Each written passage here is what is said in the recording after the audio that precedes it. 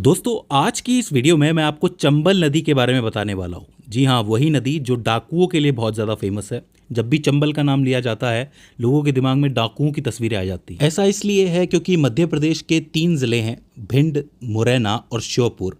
इन तीनों को मिला के ही एक चंबल डिवीज़न बनता है, चंबल संभाग बनता है। और उसी संभाग में बहुत से बीहड़ पाए जाते हैं और लोगों को ऐसा लगता है कि यहाँ पर सिर्फ डाकू रहते हैं। अगर आप भी ऐसा सोचते हैं तो मैं आपको फिल्म पान सिंह तोमर का एक डायलॉग बताता हूं जो बड़ा फेमस है। वो डायलॉग है कि बीहड़ में तो बाघ ही होते हैं, डकैत मिलते हैं पार्लियामेंट में। ये बहुत ही फेवरेट डायलॉग है मेरा, क्योंकि यहाँ पे सिर्फ डाकू नहीं रहते हैं। हो सकता है कि कुछ एक आपराधिक तत्व यहाँ रहते हों, लेकिन बहुत से लोग यहाँ ऐसे रहते हैं जो सिस्टम के सताए हुए होते हैं। सिस्टम उनकी बात सुनता नहीं है, तो ऐसे में सिस्टम को अपनी बात सुनाने के लिए वो कुछ ऐसे तरीके अपनाते हैं जो हमें थोड़े असामाजिक नज़र आते हैं और हम उन सबको डाकू कह देते हैं, लेकिन ऐसा है नहीं। ठीक है, तो आज हम बात कर रहे हैं चंबल नदी के बारे में, जो मध्य प्रदेश, राजस्थान और उत्तर प्रदेश से होकर गुजरती है। मैं आपको बता दूं कि राजस्थान के लिहाज से चंबल नदी काफ़ी ज़रूरी नदी है। वो इसलिए क्योंकि राजस्थान में सिर्फ 2 ही ऐसी नदियां हैं जो साल भर तक बहती हैं। मतलब बाकी नदियां सूख जाती हैं, उनका पानी थोड़ा ख़त्म हो जाता है, कम हो जाता है, लेकिन ये नदियां जो है साल भर बहती हैं। एक है माही नदी और एक है चंबल नदी।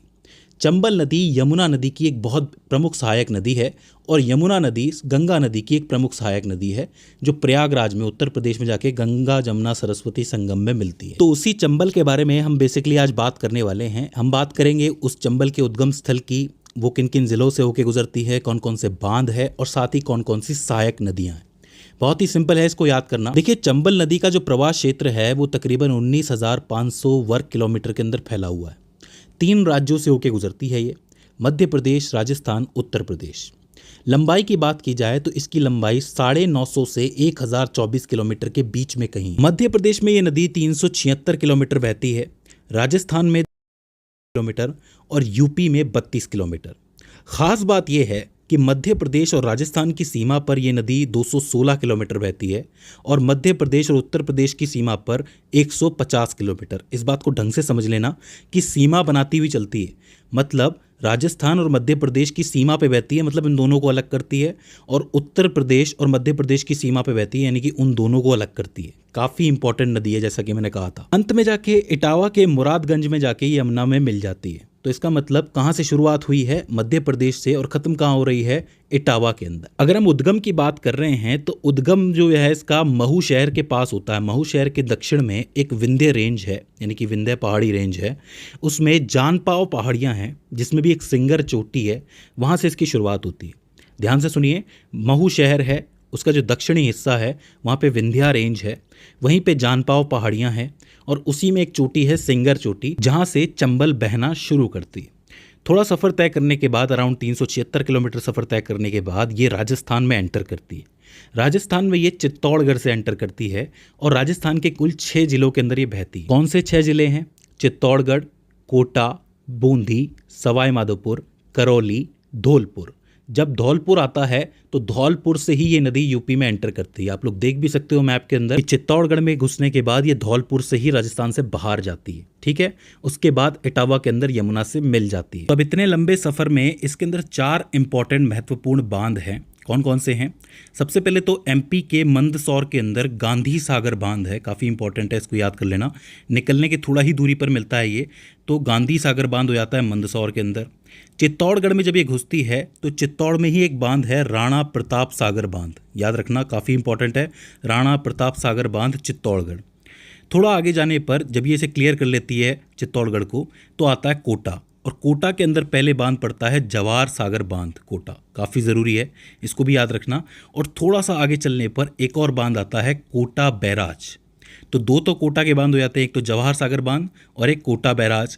एक चित्तौड़गढ़ का हो जाता है और एक मध्य प्रदेश के अंदर हो जाता है। तो 4 बांधों को याद करने में कोई दिक्कत है? गांधी सागर बांध, राणा प्रताप सागर बांध, जवाहर सागर बांध और कोटा बैराज।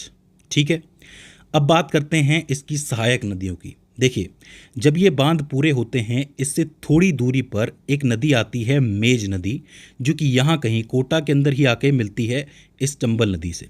ये जो मेज नदी है ये भीलवाड़ा से निकलती है, मतलब भीलवाड़ा से चलती हुई आती है और आके के अंदर मिल जाती है कोटा के अंदर।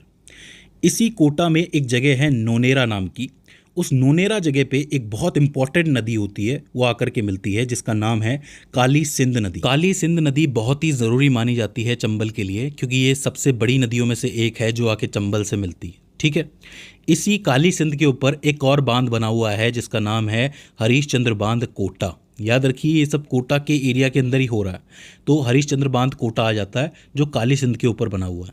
अच्छा, इस काली सिंध के अंदर ही 3 सहायक नदियां भी मिलती है। एक है चंद्रभागा, एक है आहू और एक है परवन नदी। याद रखिए कि जो आहू और परवन है दोनों ही झालावाड़ से राजस्थान के अंदर एंट्री लेती हैं। तो झालावाड़ से 2 नदियां घुस रही हैं, एक तरफ से आहू आ रही है, एक तरफ से परवन आ रही है। दोनों ही कहाँ मिलेंगी? काली सिंध के अंदर।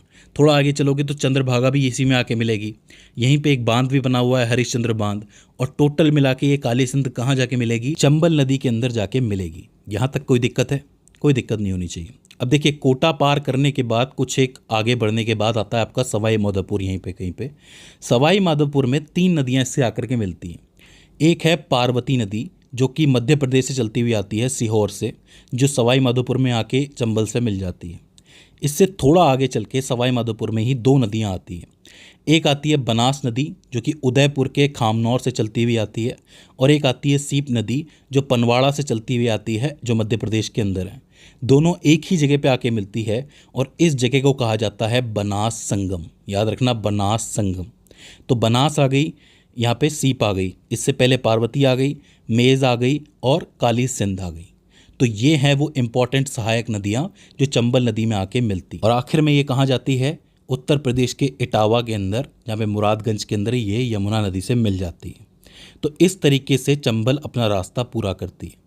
तो दोस्तों, मुझे उम्मीद है कि आपको चंबल प्रवाह मार्ग समझ में आया होगा।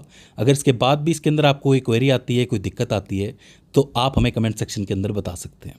तो दोस्तों, आज की इस वीडियो के अंदर बस इतना ही। See you in the next one.